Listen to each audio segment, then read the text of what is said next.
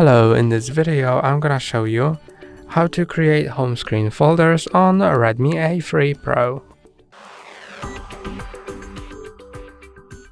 To create home screen folders like, for example, this one or this one, you need to press and hold on an app you want to add to the folder, then drag it over another one you want to add to the folder, and you can see that when I release them, it creates a folder automatically.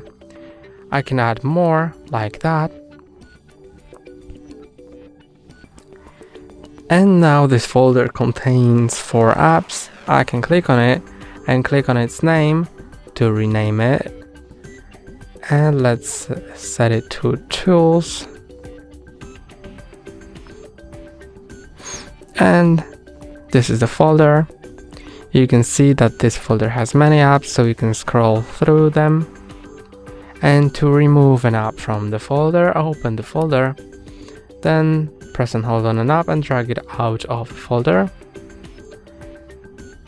And that's all for today. Don't forget to like and subscribe. See you next time.